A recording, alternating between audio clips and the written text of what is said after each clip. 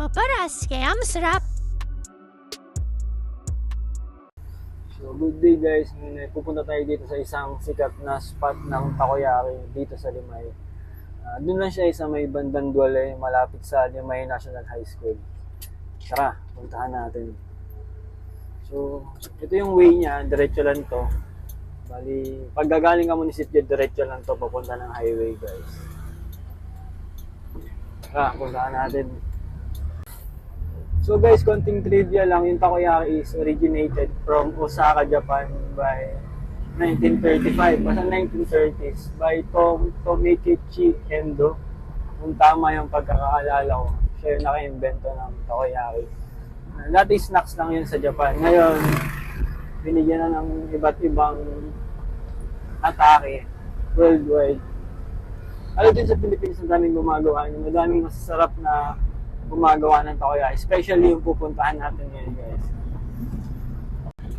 And so, pag nandiyan na itong daan na to, yan, turn left na tayo, pagbaba ng overpass ng Duale. Kaliwa tayo dito, tapos konting diretso lang, andyan na siya sa may hanggang right side. Nakabalik na ako ngayon dito sa bahay. Titikman na natin ngayon yung isa sa pinaka-iconic na Japanese street food. Ito yung takoyaki. So, welcome sa bagong episode ng Spicy Adventures kung saan titikman natin yung mga masasarap na food trip. Siyempre nga pa, hindi mawawala yung ating sauce, itong silab sauce. Tatry natin kung babagay siya sa mga food trip. Oh, talaga naman, boss. Oh. Check nyo guys kung gaano kaganda yan. Yan. So, dalawang flavor tong in-order ko na to. Ito yung Octobits tsaka yung Chisuyaki. Tabi ko muna itong sauce natin. So, tikman muna natin yung yung Chisuyaki. Ito yung yung yung Chisuyaki. So, masarap yung Chisuyaki talaga. Grabe yung cheese, oh.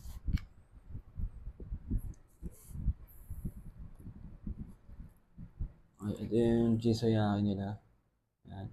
Ganda yung cheese.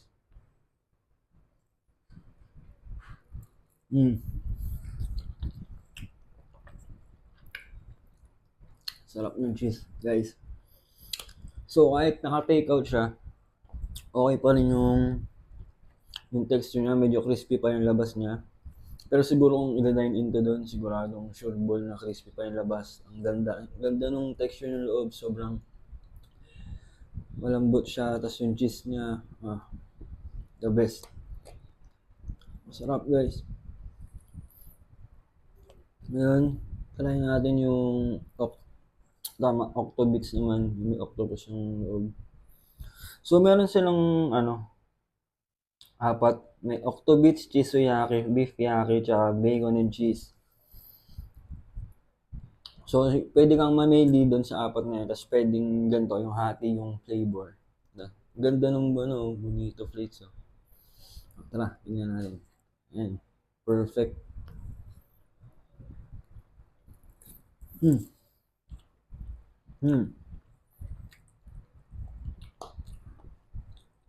Masarap yung octopus niya. Hindi masyadong matigas, hindi rin masyadong malambot. Saktong-sakto.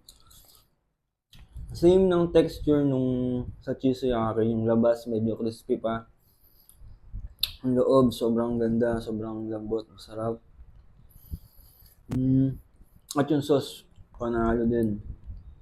Although, magkatabi sila, hindi naman naghalo yung sauce nila. Boom!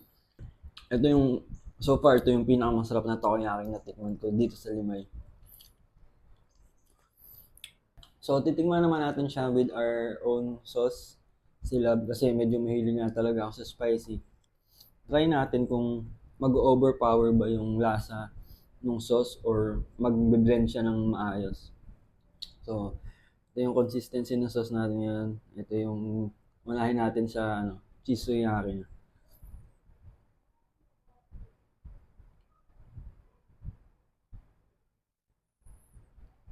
Napakadami ata ilagay ko.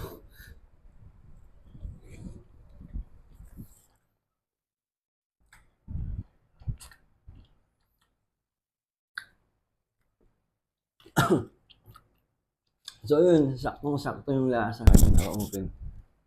So yun, saktong-sakto yung sauce, hindi naman nag-overpower. Yung lasa nung chisuyaki kanina, ganun pa din.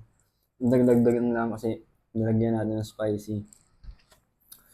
Sure ball ako lalo to sa sa Octo. Sure na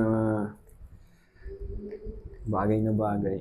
So yan, nakuha natin, medyo madami tayong nakuha flakes. Lagyan natin to ng chili. Boom! Yun naman. Fine.